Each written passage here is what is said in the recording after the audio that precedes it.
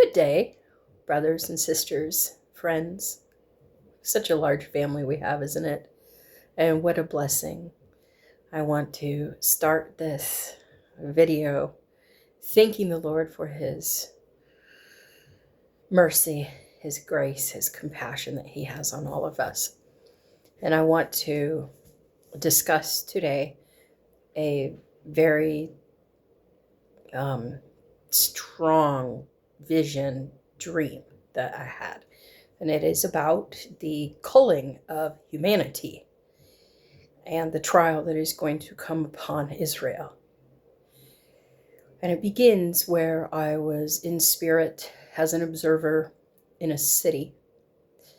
And I watched as family members turned on family members, neighbors, friends, told the government and the military where their family, friends, and loved ones were,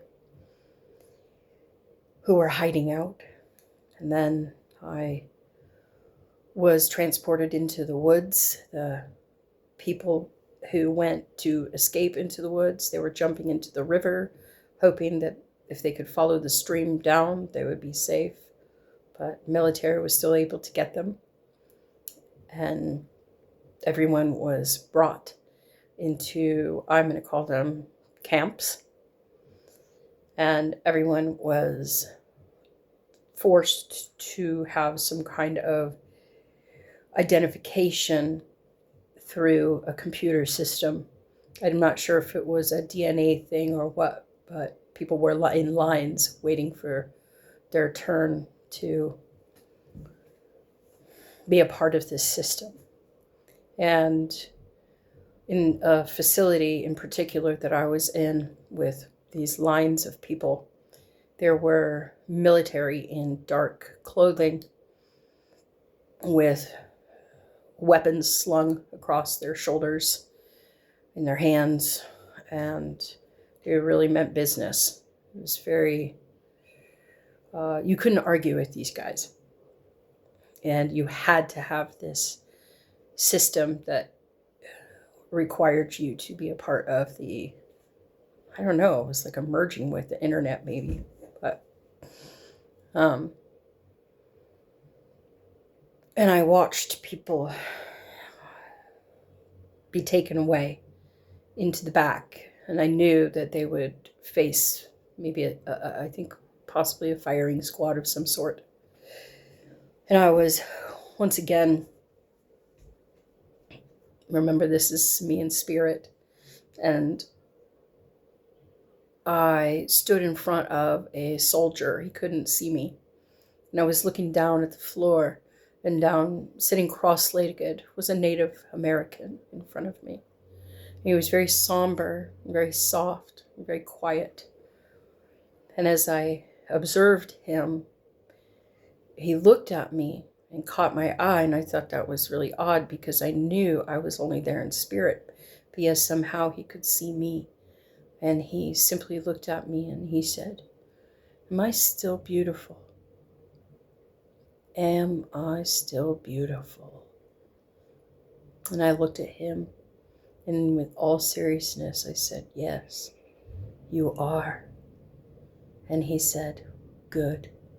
And he proceeded to look straight ahead. And the man that I had been standing in front of bent down and picked him up and took him into the back so that he could deal with him in the manner that people will be dealt with. And then the second half of this, I was then transported into Israel, into Jerusalem, and I was in a dug out bunker underneath a home, and there were other people in there with me, and everyone was afraid because they were being hunted. And when somebody got word that their hideout had been discovered, everyone up and ran to go to another home that had another underground bunker, and they would hide in there. And this process was repeated until I really understood that it was just a matter of hiding so that he wouldn't be killed. And I knew that Israel was different than the rest of humanity. That humanity is going to be culled, and that is people who are unnecessary, people who are unwilling to give in to the evil and still have any kind of love or light or kindness or goodness or gentleness in them. They're unwanted. They were not what the military, the system, the beast wants. They were unusable, so they were taken out. And in Israel, every single one of them were hunted to be exterminated. And I have verses I want to read to you that go with these, because I was praying and meditating on it a few days ago, and this is exactly what the Lord brought me to, and he wants me to read these because these have to do with those two dream visions. And as far as Israel says, in Israel, and what's going to happen there, people of Israel, declares the Lord. This is out of Jeremiah 5, verse 15 through 19. People of Israel, declares the Lord, I am bringing a distant nation against you, an ancient and enduring nation, a people whose language you do not know, whose speech you do not understand.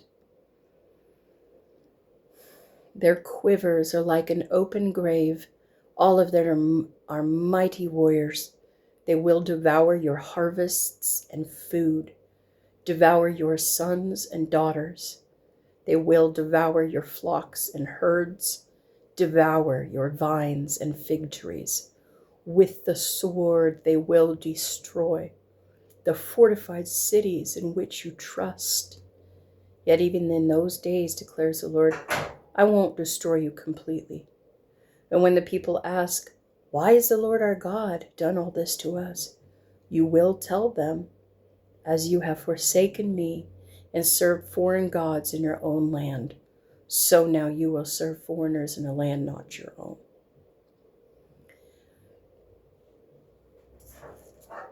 You're just going to be hunted and exterminated. And as far as culling of humanity and getting rid of those who still have a little bit of light, any kind of love in their heart, they aren't wanted. And this is what the Lord says. Look, an army is coming from the land of the north. A great nation is being stirred up from the ends of the earth. They are armed with a bow and spear. They are cruel and show no mercy. They sound like the roaring sea as they ride on their horses. They come like men in battle formation to attack you, daughter Zion. And this is Jeremiah 6, verse 22 through 23. And I want to point out in verse 23, they come like men in battle formation. Those who have the beast system and accept it, they will be demonically possessed. And I've said this in an earlier video that the massive army that Lucifer is setting up is going to be demon-possessed humans. And that's why he can't use anybody who has any kind of love or light in them, because Jesus won't allow you to be possessed. But I want to give you something good. That is a vision that I had of being raptured. I was simply here, and then I wasn't. I was going up into the universe, and as fast as I thought, everything just started to fall away. All the sadness, all the sorrow. It was kind of like when you peel an onion, one layer after another. All of it gone. And it started, the farther I got away from the earth and I could look and I saw the earth, and as I went up, the weight of this planet, the weight of the sorrow and the sin and the things that drag us down, they all disappeared and they were no more. I didn't change me. It didn't change who I was what my thinking was. It didn't change any bit of me, other than I didn't have all of the dark, all of the negative, all of this things that bring us down every single day. Oddly enough, didn't even need to breathe. And as I ascended higher and higher, I changed into light, into like a gyroscope, a wheel within a wheel. It was really fun. It was absolutely beautiful. And as I ascended, I started singing one clear note, and I crescendo louder and louder and louder. And I kept waiting to need to inhale to breathe. And I never had to. It was amazing. And my voice was louder and louder until I hit a pitch that seemed to resonate with the entire universe. And everything was singing at the same pitch, the same tone, in joy. And it was really beautiful. My husband did do an image of this. So I'm going to turn this around so that you guys can see.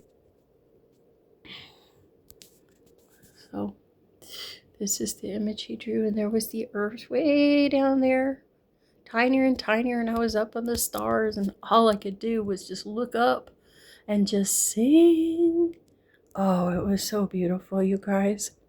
It was so freeing, and all the joy and the light that was emitting out of me. I mean, this is what's coming. It was amazing. And it happened so fast. And it wasn't scary at all. It wasn't frightening. It was just full of joy. So I want you to know how much the Lord loves you, how much He loves all of us, and that He is there at all times, waiting to hear from you and waiting to love us. And just remember, He's coming soon. I know he's promised, right? He's promised to come. So keep your eyes on Him. Always, always, always, always look up. And peace be to you, brothers and sisters. Until next time.